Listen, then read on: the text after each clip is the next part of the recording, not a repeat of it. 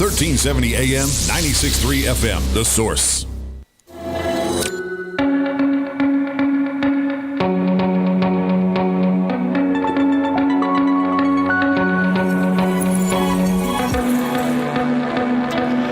All right, 25 minutes before 10 o'clock. Thank you for tuning in. I wasn't alive back then, but when oil first started oozing up out of the ground, it was not something that was liked. It was considered like a curse, right? Farmers would lose their entire farm, or at least a big portion of their farm, if oil was oozing up on their farm, right? Oh yeah. And then give it a few years, and somebody figured out how to take that oil and make gasoline and other byproducts out of it. And next thing you know, you can get rich simply by having oil coming up out of the ground. So oil became something we were drilling and drilling and drilling, and we continued to drill for. And fast forward to where we are today, and we have kind of a mixed feeling about it. There's the side of us that wants to stop drilling, or at least somehow change the way we drill. And then there's the side of us that wants us to just keep going as we've been going. And, we're doing our jobs. We're doing a radio show, or we're a bicycle repairman, or we're selling insurance, or we're teaching in the schools, and anything we know or believe we know about drilling for oil comes from people who've really studied it, and then it trickles down to us, and we're not sure, because you get both sides, and both sides have very good arguments. Lieutenant Colonel Dennis Freytes, I hope I'm saying his name right, he'll correct me in a moment. He's the co-chair of something called Vets for Energy Florida, and a member of the Florida Veterans Hall of Fame. He wants to talk to us about Florida Amendment 9, and this is a learning opportunity for me as well as hopefully for you. Permanently banning offshore energy drilling in Florida's coastal waters, potentially harming Florida's ability to produce our own energy and create jobs, and tying Florida's hands in the event of any future energy emergency. Lieutenant Colonel Dennis Freytes, good morning, sir, and please forgive me if I am mispronouncing your name. No, you're on target, like we say in the military. Oh, good. Where are you? Where are you calling from? I'm calling from Orlando, Florida. All right, so help us understand this. Educate us a little bit. What does Amendment 9 do? Well, Floridians face a long list of constitutional amendments on its ballot, and Amendment 9 basically wants to ban oil and natural gas exploration in Florida, and that would be a big mistake, because amendments to our Constitution, we're talking about it, occurs every 20 years. If something comes up, we don't have the flexibility to adopt to the changing situation, and Amendment 9 would pose a threat. And why do we put that on the Constitution? I mean, that's not, it doesn't have a place in the U.S. Constitution. It would be the U.S. Well, you mean the Florida Constitution, right? No, the Florida Constitution. Yeah. Because we have what's called the Constitution Revision Commission, CRC for short. Yeah. And that's the group that's permanently trying to prohibit offshore discovery and drilling, and this amendment is also duplicative and unnecessary. It is interested that supporters say the amendment gives Floridians the right to a clean environment. But the increased use of natural gas and oil consumption over recent years, normally we have safe engineering techniques in place, we have standards, we got regulations. I mean, in order to do something, it takes years of studies and environment protection. But, it actually lowered the CO2 emissions to historic levels. So why do we want to put in and they also are coping it to vapor vaping. I mean, e-cigarettes in public indoor places. The two don't have anything to do with the other. Oh, wow. That's why tie Florida hands down, for future progress. Well, okay, and so what it sounds like to me, if we can just step aside from the passion, the emotion around energy, and just look at the way they're doing it with an amendment. Am I understanding this right? That if you tap into the public's emotions, you can persuade people to vote in favor of an amendment, and they might not be educated to the, you know what I mean? And then if the amendment is passed and we regret passing it later on, it's harder to undo than if it was simply a law. Is that accurate? Larry, you're on target again. At one hearing before the Florida Senate, I went and say, why are you instilling fear? You know, they instill fear without having the facts. I'm a guy that I commanded infantry, special forces, airborne units, and I look at facts. I don't look at political distortion. Yeah. And when you look at this, we should not fear, because there's safe techniques. I mean, you can die by a lightning strike. Then if you get an oil, risk.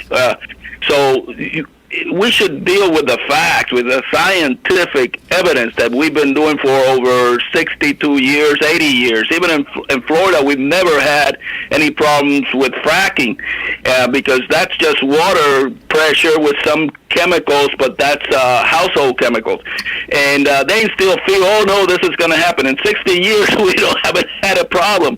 And so in Florida with fracking, for example, and offshore drilling, there's a federal moratorium in place, and the federal government will have their standards, the state government will have their standards.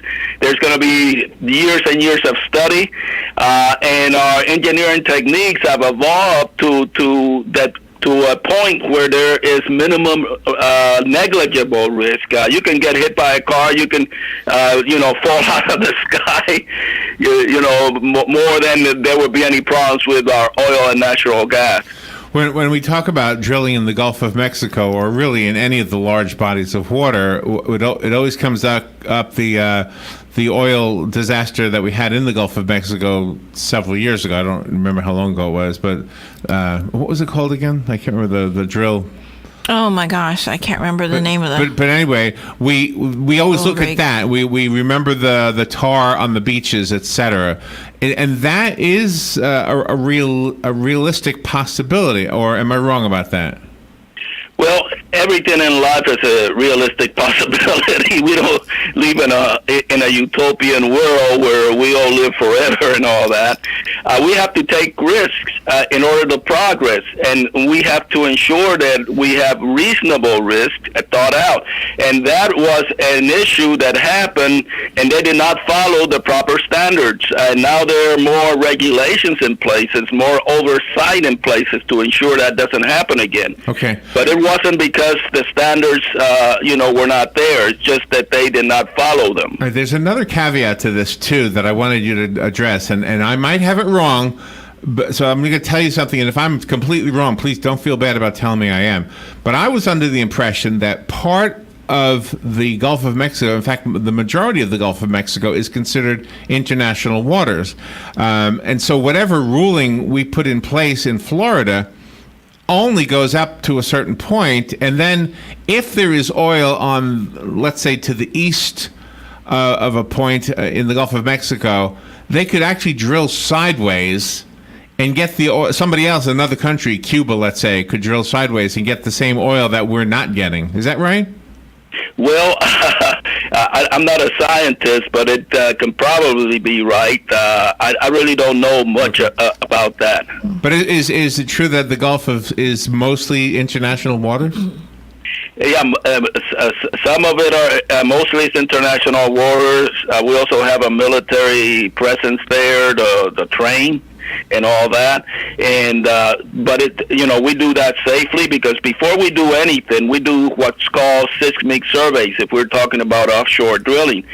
And that's the first step of unlocking our potential offshore energy. This can be accomplished through these surveys that really are there to reduce the risk of damaging the environment. They go in, they say, hey, we can drill here.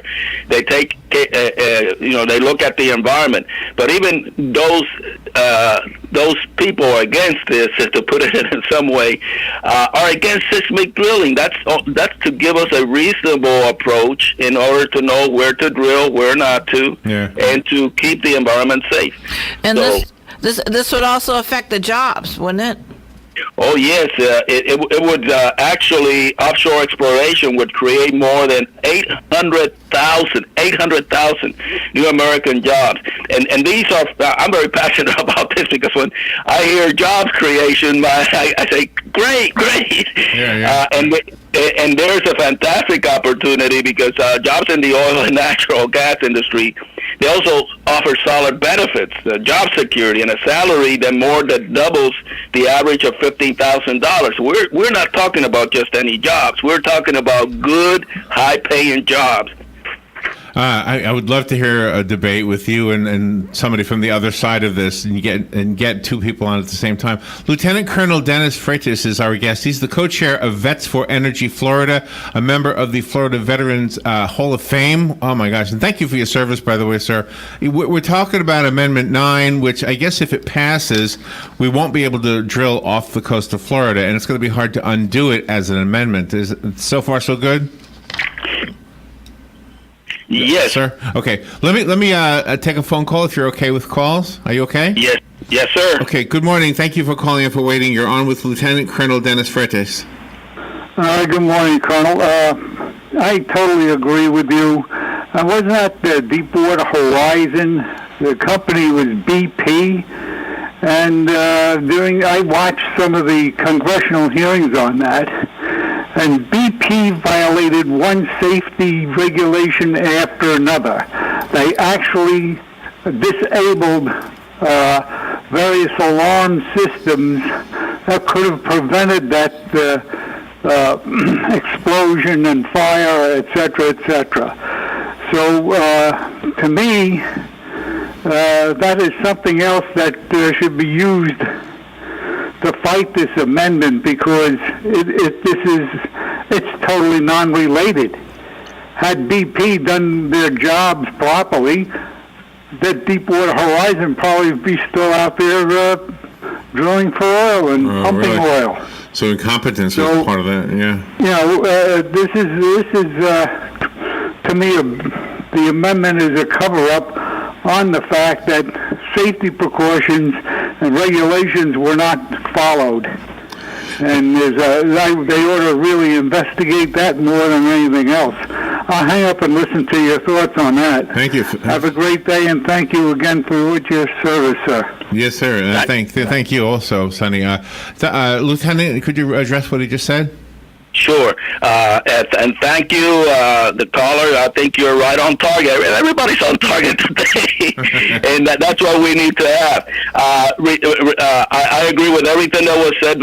And also, I would add, this is also a security issue. We have the Russians up in the Arctic trying to drill, and the Russians selling oil to our allies like Germany, European countries. Why should they be doing that? As a security risk, because the Russians aren't our friends, and the Chinese on the other hand. And we got to be realistic about the world geopolitical situation.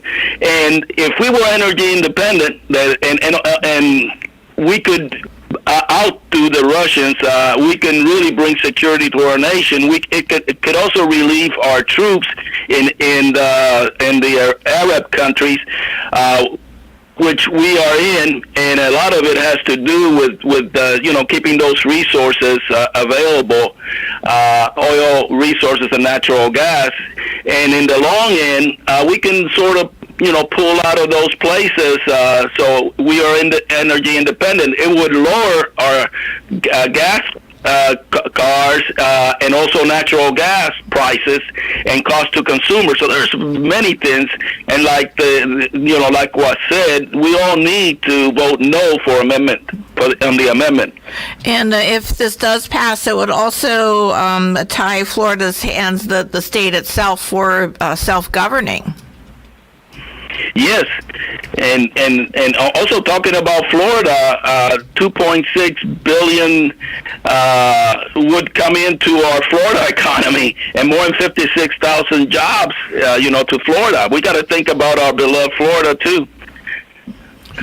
There was an article, and I was looking it up as you were talking about, if America stopped importing oil, how quickly would we run out? And I think it said 58 days. Yeah, there it is right there. So are we still at that point where we depend so much on foreign oil that if we didn't pump any of our own, we would have nothing in just about 2 months?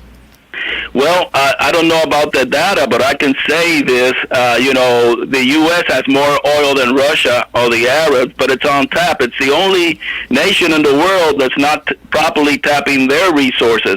As we also work with other forms of energy, but those forms of energy are not enough to take us to 2040. So it's very important that we are energy independent. It's very important that we reasonably and with scientific evidence and with the proper regulations and standards with safeguard our environment continue to drill for offshore oil as appropriate, per the seismic evaluations. So does the oil industry have new protocol in place to better address the environmental concerns? Oh, they do.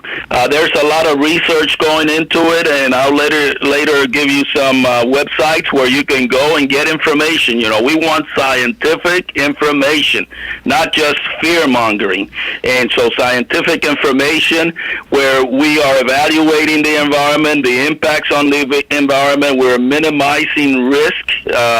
In life, there's always a risk, but we're minimizing it to a negligible level as we put forth and ensure we have security on the world stage, and as we move forward to progress.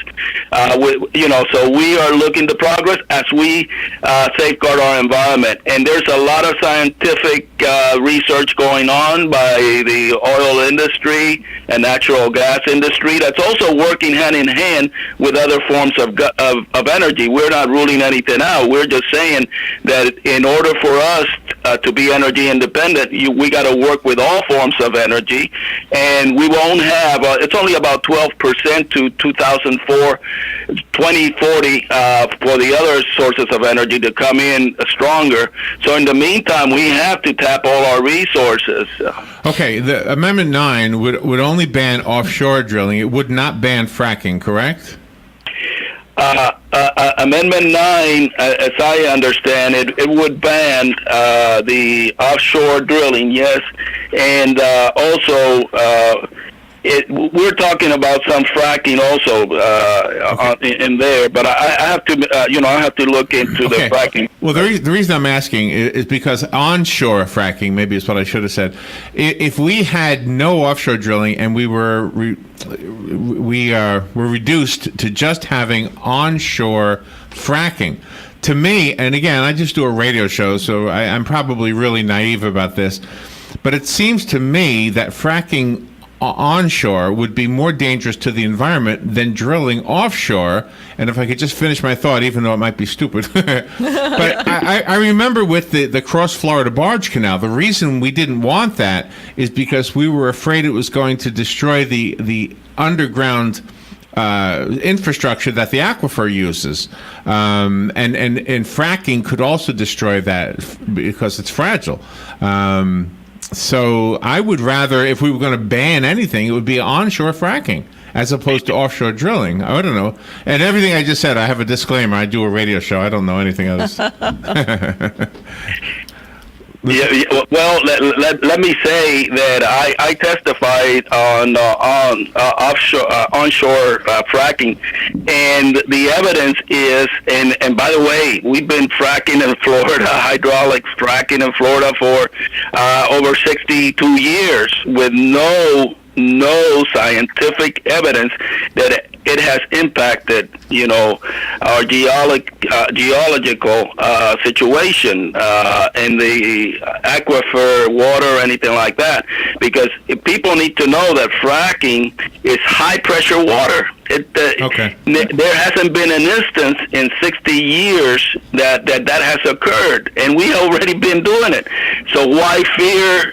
And when the oil industry fracks, they go through about 3-4 years of studies. They go through federal, they go through state, they go through local.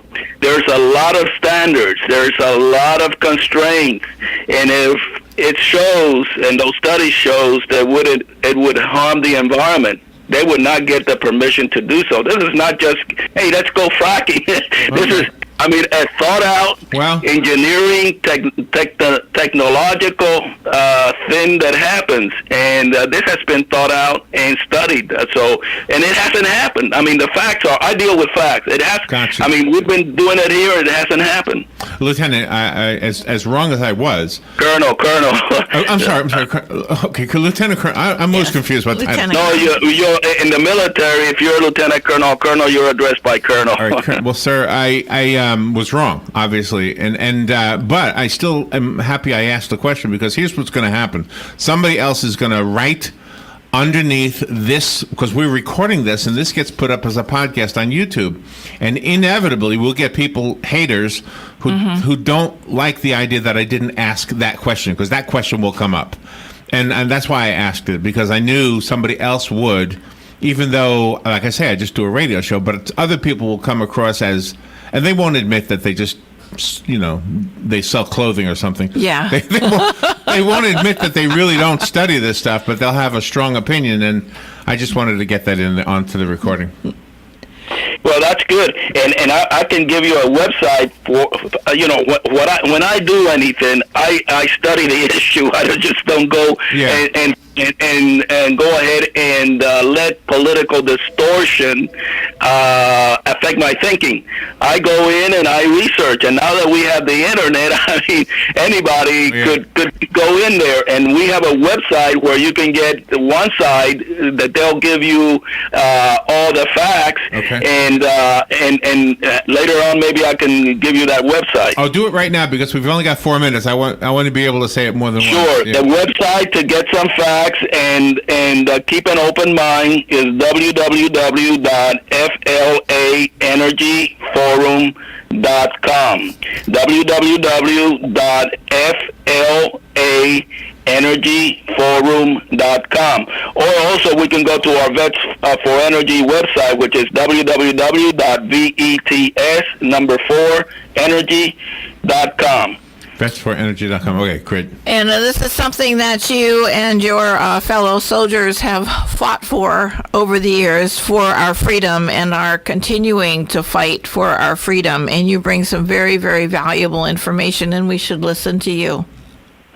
Well, thank you very much, and you're correct on that. We have fought for our freedom, and we are fighting still on the global war on terrorism, especially in the Middle East, and we're also trying to defend the world's natural gas and oil in that region. And if we were energy independent, we would not have to send so many of our soldiers to go sacrifice, bleed, and die there. Right. One thing about energy independence, it affects national security. It affects world security. Yeah, absolutely. I mean that's kind of an easy one to argue. If you are stopping drilling here and Iran continues to drill, then we're at the mercy of somebody we consider our enemy. That's kind of crazy to be able to put yourself into that position. Well, Colonel Dennis Freytes, thank you for the work you're doing. Thank you for having you have a marvelous ability to give the facts and have a conversation so that anybody who may want to disagree at least gets the information so they can see why maybe they should rethink their position, including radio hosts. Colonel Freytes, thank you for your work and for being on the air with us today. Well, thank you very much, and remember, vote 9 on Amendment 9. Vote no on Amendment 9. Unless you're German, then you vote 9 on 9. Hey, President Lloyd. And again, thank you for your service, sir. Thank you. You're welcome. We will be right back.